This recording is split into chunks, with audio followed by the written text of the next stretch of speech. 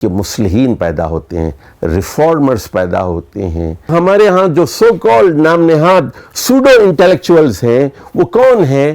اللہ کے نزدیک دین صرف اور صرف اسلام ہے۔ اچھا، اس تعمیر میں پھر آپ کس کا کردار زیادہ اہم سمجھتے ہیں؟ مثلا انسان اپنی زندگی میں مختلف مراحل سے گزرتا ہے، گھر میں والدین ہیں، اسکول میں ٹیچرز ہیں، یونیورسٹی میں ٹیچرز ہیں، پھر معاشرے کے دیگر افراد ہیں، مسجد مدرسہ ہے۔ تو اس پوری ایک تعمیری جو بلڈنگ ہم تیار کر رہے ہیں، کس کا کردار اہم ہے یا پھر ہر ایک کا اہم ہے؟ اور لوگوں کا ایک مجموعہ ہے۔ تو اس میں کچھ لوگ ایسے ہوتے ہیں جو ذہن ساز ہوتے ہیں جی،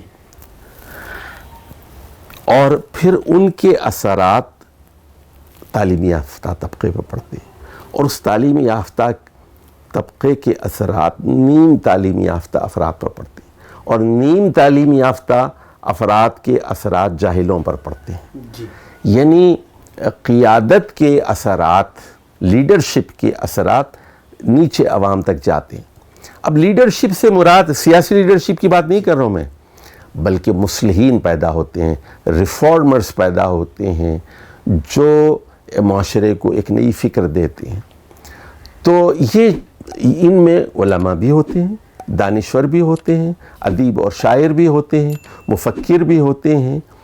تو اسلامی مفکرین پیدا نہیں ہو رہے ہیں اب، یعنی اسلام پر جنہیں پورا اعتماد ہو، محمد صلی اللہ علیہ وسلم پر پورا اعتماد ہو، قرآن کی ایک ایک آیت پر اور رسول اللہ صلی اللہ علیہ وسلم کی ایک ایک صحیح حدیث پر 100% اعتماد ہو، ایسے دانشور پیدا نہیں ہو رہے ہیں۔ اب وہ جو ہمارے ہاں جو سو کالڈ نام نہاد سوڈو انٹلیکچوئلز ہیں، وہ کون ہیں؟ وہ چاہتے ہیں کہ اسلام میں مغربی فکر کی گرافٹنگ ہو، مغربی فکر کی پیوند کاری ہو اس کے اندر۔ تو یہ ایک بہت ہی خطرناک رجحان ہے۔ وہ اسلام پر شرمندہ ہیں، یعنی ہمارا جو اہل دانش طبقہ ہے وہ قرآن پر شرمندہ ہے۔ وہ کہتے ہیں کاش یہ سود کی آیت نہ ہوتی قرآن میں، کاش یہ سورہ نور اور احزاب کی میں جو عورتوں کے احکام ہیں یہ نہ ہوتے قرآن کے اندر، یہ رسول اللہ صلی اللہ علیہ وسلم کی حدیثیں نہ ہوتی۔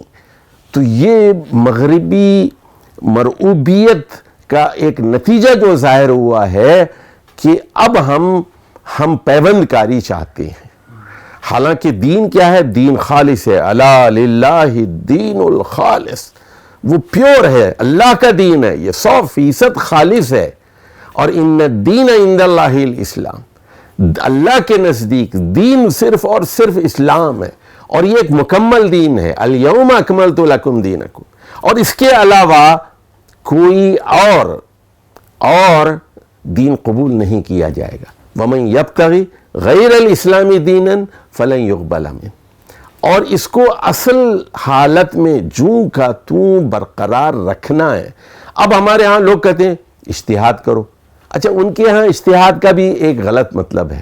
یہ جو لبرل طبقہ ہے اور مرعوب طبقہ ہے، وہ ان کا مطلب یہ ہوتا ہے، اجتہاد کا مطلب یہ ہوتا ہے حرام کو حلال کر دو، شراب کو حلال کر دو، سود کو حلال کر دو، موسیقی کو حلال کر دو، رقص کو حلال کر دو، زنا کو حلال کر دو۔ یہ مطلب ہے بیوقوفوں کے نزدیک اجتہاد کا۔ حالانکہ اجتہاد کا مطلب یہ ہوتا ہے ایک عالم کی، ایک مجتہد کی، جو قرآن اور سنت کا ماہر ہے، جو زمانے کو جانتا ہے، نئے مسائل کے لیے قرآن اور سنت کی روشنی میں قرآن اور سنت کی خلاف ورزی کیے بغیر محنت کرے اور ایک نیا حل لوگوں کے سامنے پیش کرے، اس کو کہتے ہیں اجتہاد۔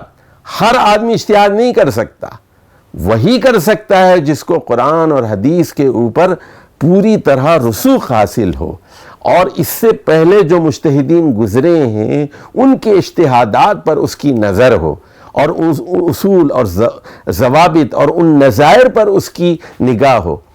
تو یہ ہے ہمارے لبرل مرعوب یافتہ طبقے کا طرز عمل۔